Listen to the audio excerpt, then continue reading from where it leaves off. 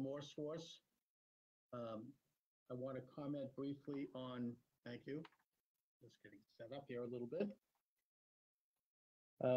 I'd like to comment briefly on today's white supremacist rally at Charlottesville, Virginia, and it's the first anniversary of the one last year that people were so critical of President Trump's comments over.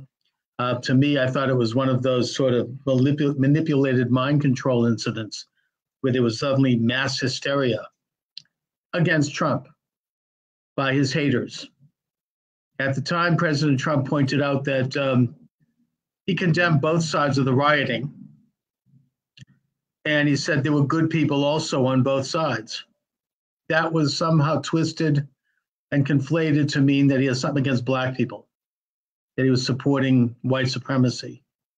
Now, this is putting aside the fact that recently, Dinesh D'Souza, in his excellent movie, Death of a Nation, which I urge you to see, he pointed out that one of the main organizers of the white supremacist faction last year was a man, I believe, named David Kessler, if I'm not mistaken.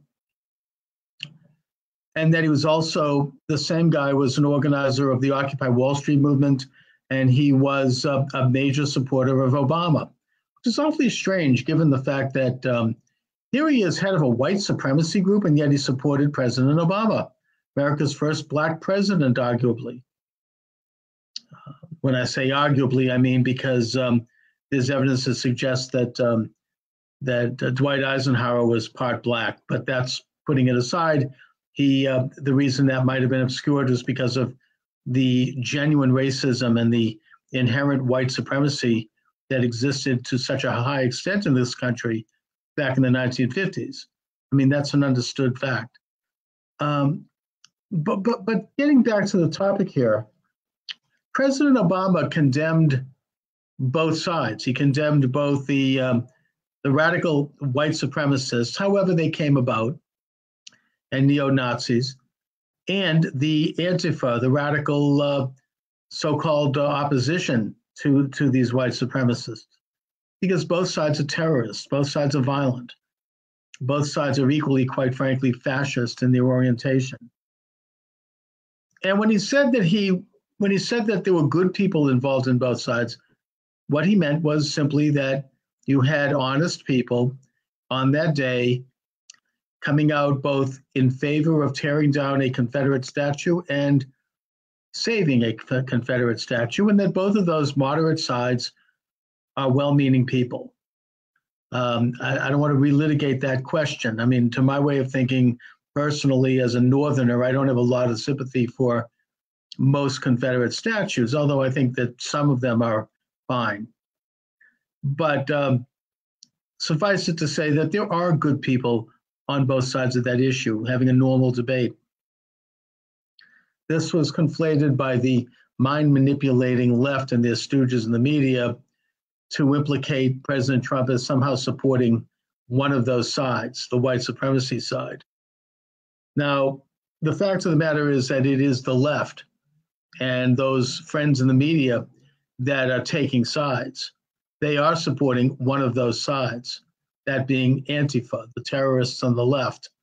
In fact, I heard, as an example, I mean, it's just a Rorschach test, and it's only one example, but Stephanie Miller, very left-wing radio talk show host, very good one, by the way, on a progressive radio, talk about a riot in Portland, Oregon, between the white supremacists and what she described as, quote, anti-fascist groups that doubled in size to the white supremacies people. In other words, she didn't really name it for what it is, which is Antifa. And they are basically black masked, almost like stormtrooper types. It reminds me, frankly, of Nazi Germany, but that's an opinion of mine. And what that shows is, I think, a reflection of a bias on her part, but also generally on the left, which is that one of these sides is okay. Only one of the other sides should be condemned and should be used to hang their opposition with. This is quite similar in dynamic to the dynamic that existed in this country in the 1930s, leading up to World War II. And I would even say in the 1920s, during the, right after President Wilson took action against the anarchists and deported them after they had coordinated anarchy attacks across the country at major federal installations and other government groups. And that is that conservatives generally condemn both sides. They condemned both sides back then, that being both the Nazis and the communists. They saw both sides as subversive. They saw both sides as threatening to our American constitutional way of life, both sides as anti-American, and both sides as involved in a conspiracy to overthrow this government and our society. And the left, on the other hand, they didn't condemn both sides. They only condemned one side, that being the Nazis, not the communists. And by the way, that was only after the Nazis had double-crossed Stalin with the invasion of Russia in June of 1941, Operation Barbarossa. Before then, when Stalin and Hitler were allies, they didn't condemn either side. They condemned the United States for being warlike, and they condemned the British for being warlike in the first 2 years of World War II, when Roosevelt was trying to help the British and he was trying to prepare for war. They did what they could to stop that effort. So, their opposition actually to Nazism was quite relative. It was situational at best. And I would even argue it actually wasn't real at all, because they share similar philosophical orientations, maybe putting aside the anti-Semitism. And that same example, that same dynamic exists here, because they are now again only taking one side, that is against the so-called white supremacists, regardless of how that came about, regardless of whether or not they're actually organized by left-wingers. That's an interesting question, a separate question. While at the same time saying nothing about and even tacitly siding with the other side, the radical Antifa side. While conservatives, while frankly most moderate liberals as well, just like back then when we condemned both Nazism and communism as being basically the flip side of the same coin, anti-American, radical, collectivist progressives, they are today condemning both sides as well.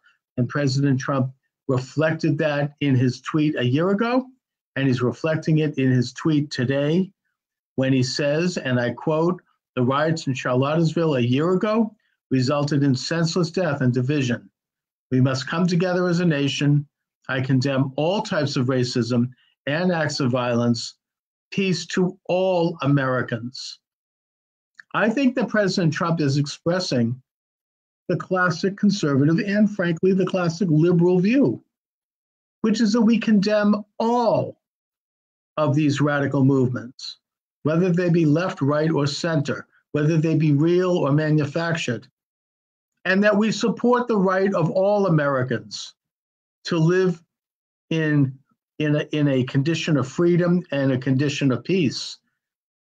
And it's going to be very interesting to see how this plays out for the left, because obviously they're looking for another trigger, especially as we approach the midterm elections, to try to create another one of these mass mind manipulated events where there's sudden outrage and shock and everybody literally undergoes almost a physical transformation in terms of their rage. That's what they are resting on. That's what they're relying on.